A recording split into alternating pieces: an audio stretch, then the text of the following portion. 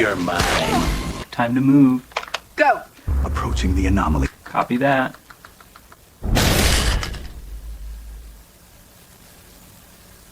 Who's there? I haven't watched Resident Evil. Welcome to Raccoon City.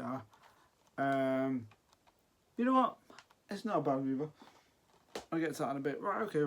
Resident Evil, Welcome to Raccoon City is a 2021 action horror film based on the Resident Evil game series by Capcom.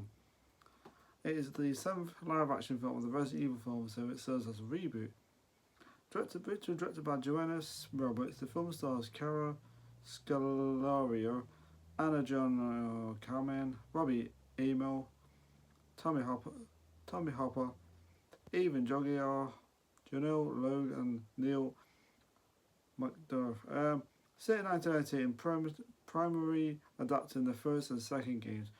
That was a big mistake, that was. It follows a group of survivors during a zombie outbreak in Raccoon City, in the first live-action film of the series not to feature Milo Jovovich in the lead role in the main character, and her character Alice.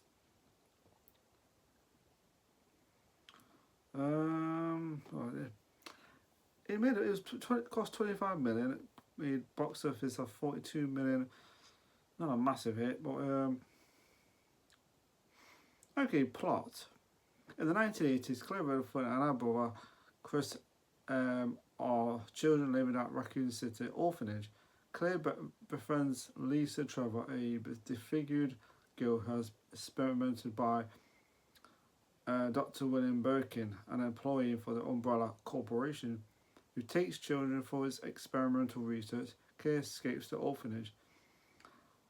I'll read that. Okay, so that's the part of the story. So, okay, there. Okay. So it starts off in an orphanage. You see Claire Redfield and Leon Kennedy, not Leon, Chris Redfield. Claire Redfield in an orphanage when they're younger in the 80s, and he meets actually I lose the atmosphere of this movie. I think it's actually the atmosphere is not bad. The people who did this film did a decent job with the atmosphere and stuff like some of the visual effects are not too bad.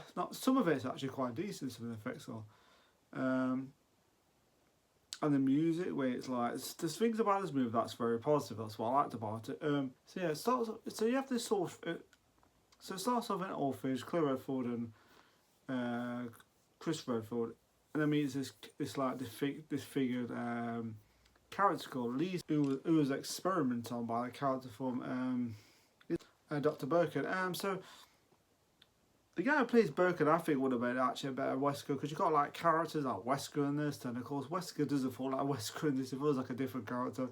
There's certain characters in this do feel like different characters. The woman Jill Valentine should have been played by the woman who plays Claire Redfield. I think there would have been a better casting, because the woman named Claire Redfield, who plays Claire Redfield, doesn't look like her. I don't know, I'm just not getting Claire Redfield vibes. She does actually a decent job, but I think she would have played Jill Valentine's better. She looked more like Jill Valentine than she looks nothing like Claire Redfield. So there's a few issues with them. They don't really need to look exactly like characters on. But there's certain characters that do feel out of place. Leon Kennedy was useless in certain parts. It was just okay. I don't get it. I think they did that on purpose, so it was kind of like a badass right at the end. So you meet like characters like Wesker, and the film takes place on in place of Raccoon City, of course. They're now pretty Raccoon City, which it usually is in Resident Evil games. And of course, and I like the part. There was a scene in this movie which I thought was well done, where Claire Redfield she's taking a ride on a she's in a truck with this guy around. It's like, and they're running and he's like he's acting a bit funny around her, touching her knee and stuff like that. You think it's like, okay. So anyway, so he ends up running this young woman over, and she turns out to be a zombie. Of course, he doesn't know that.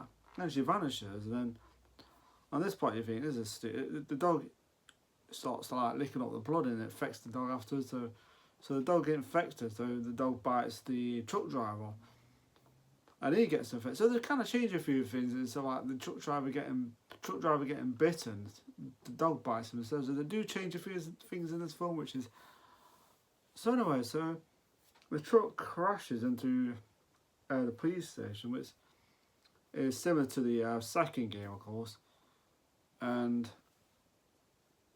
so that's where the old problems all start off. Or police station, that's where the part of the film where it sets at. So anyway, so it blows up in the.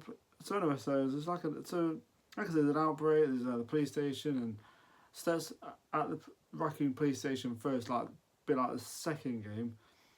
But then the thing is, Chris Redfield, Wesker, Jill, and this other character, I think it was Doyle, I think his name was. They go to the mansion.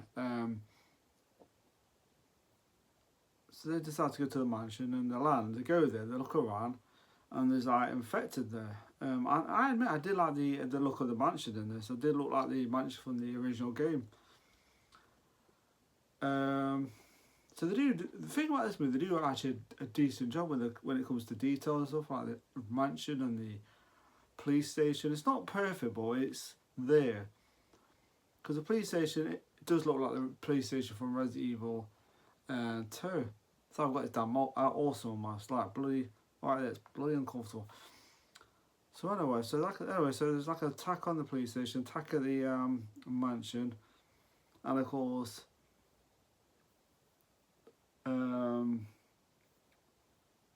So then they end up leaving the police station.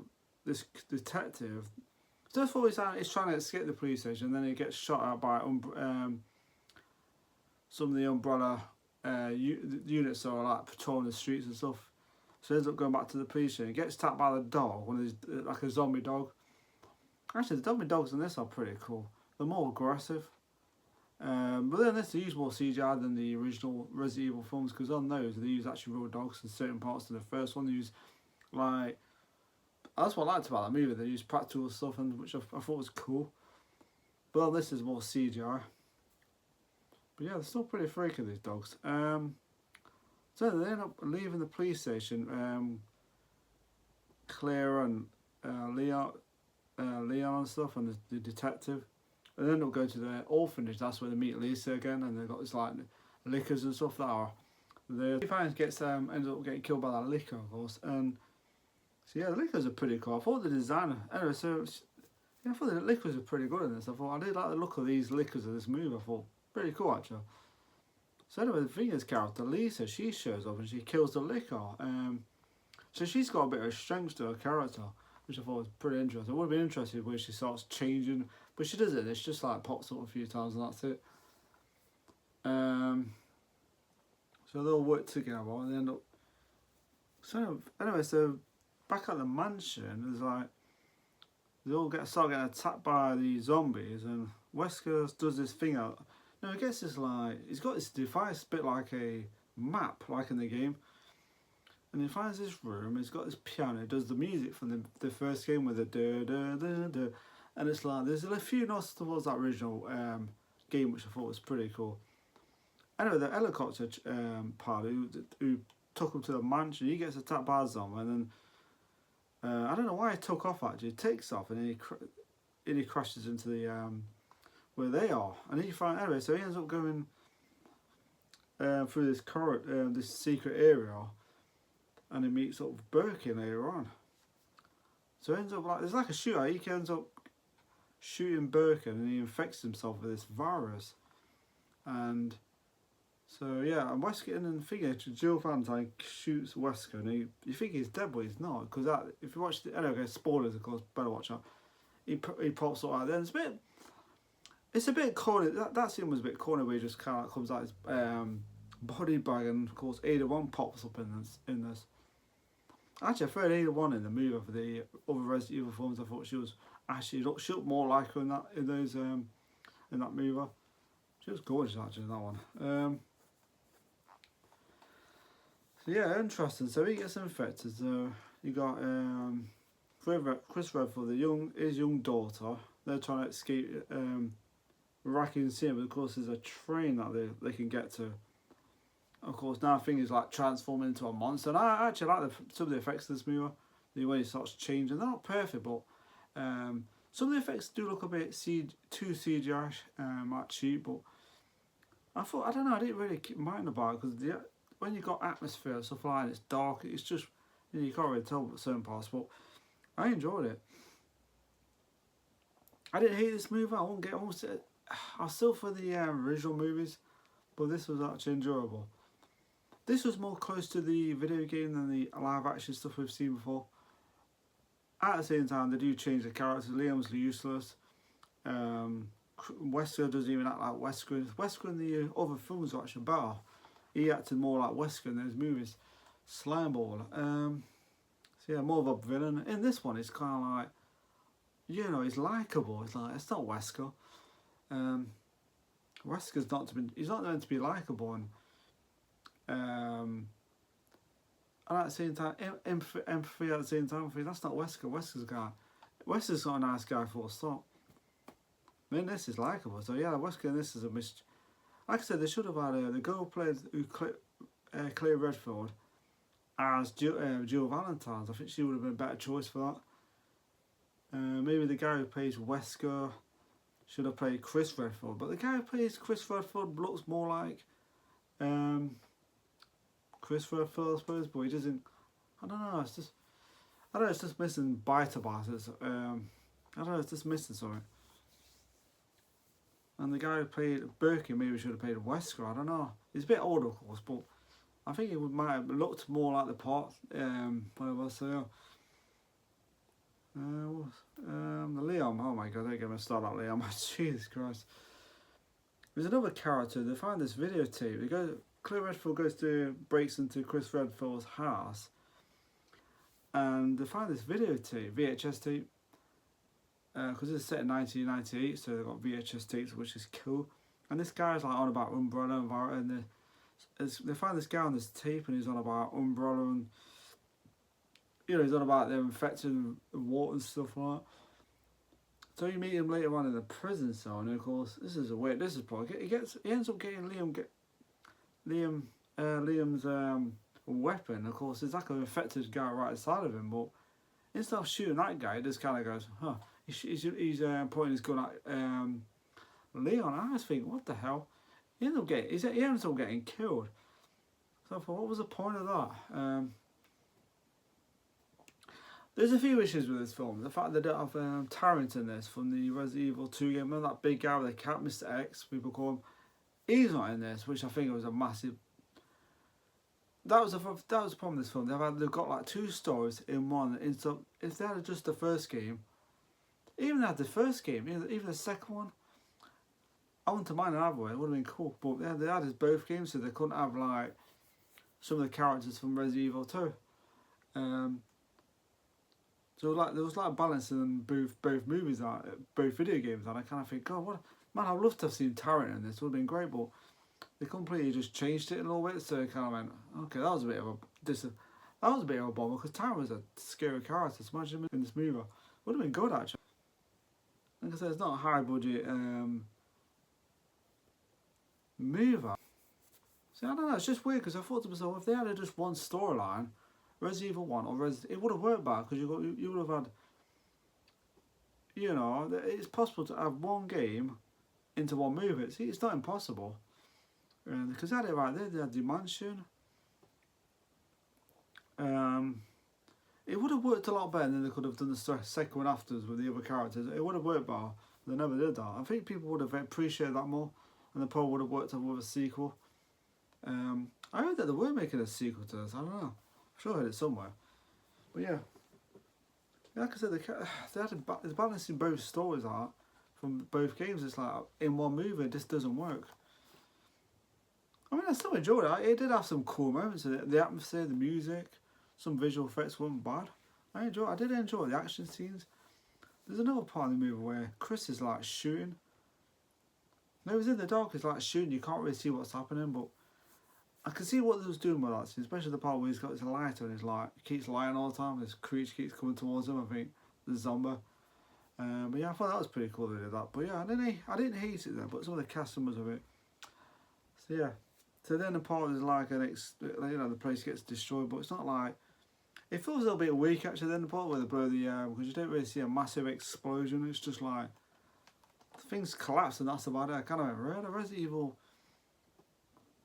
2 the film did a better job than this. Yeah, but you know what? It's very watchable. I did enjoy it, but yeah, some of the casting was a bit funny, but whatever. Choices that they made in this. Anyway, so thing ends up getting killed. They escape. No, he gets shot, but then it starts mutating more. So then, anyway, so then end up on the train, the umbrella train. Umbrella train. And they're on the way. Then the thing goes off the rails, and the next minute it's like another boss fight. But this time he becomes more of a kind of like bigger character, more mutated. And you can tell it's very visual effects, but not the worst effects I've ever seen. I thought the ending part was pretty cool, where Liam kills it with a rocket launcher, which was like typical Resident Evil, to kill one of these creatures with a rocket launcher. Every time there's always a rocket launcher involved. But I did enjoy the ending part. I did enjoy it. Pretty cool. A bit short, but whatever. So. But I suppose in a way it was more closer to the Resident Evil than the other ones we've seen. But you know what? They were better films, I say, because they did something different. They changed it a few times, and there were 6 films altogether. So yeah. But you know what? This was, like I said, this was close enough to the Resident Evil stuff that we usually play and stuff like that. But combining both games doesn't work. So pros and cons. Pros at first. Okay, so we've got some decent effects in this movie. It's more close enough to the video game than the other films. Some good monster designs, which I liked. So yeah, I'm trying to think what else I liked. Some good action scenes. Decent action scenes, I'll say, but not perfect. So yeah. Good music, where the way the where like the creepy moments in it, the music and stuff. They did some of the music did sound like Escape from Assault on Precinct 13. Kind of felt a bit like a little bit, but I did have issues. I thought, okay, this kind of works for me. So some of the music was good, visual effects, monster design, all that kind of stuff, and decent performances. I say not perfect, but okay performances. So yeah. Casting, I don't know, it's weird. Okay, so cons. Okay, Stora combining both games into one. Yeah, they didn't need to do that. They could have done 1 and 2. Done the first one or do the second one first. Either way, it would have been better. But yeah, I was just kind of like, really? Why would you even do that? It doesn't work. It's a fact that if you're gonna do two games, you're gonna do separate. It's just daft. It was a missed opportunity to do a real cool. They could have had. I felt that it's missing certain characters off. Look, another problem I have, missing certain villains on this movie from Resident Evil 2. The Tyrant, Mr. X, he was cool. He was scary. That was a missed opportunity to make. And maybe they were thinking about it and they thought, no, he was a great character. So missing characters that. Combining both video games into one story. Yeah.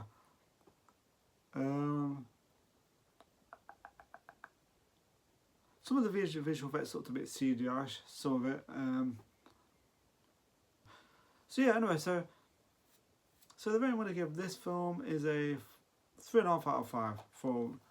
I didn't hate it. I actually enjoyed it. I could have given it 4 if they added certain characters like Mr. X and stuff. I would have probably given it high. Oh, that's another one. Miscast. The casting was a bit funny. Some of the cast felt off some of it.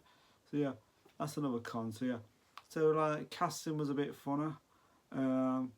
Characters were acting acting out of character from the video game. So yeah, that's what I can think about you.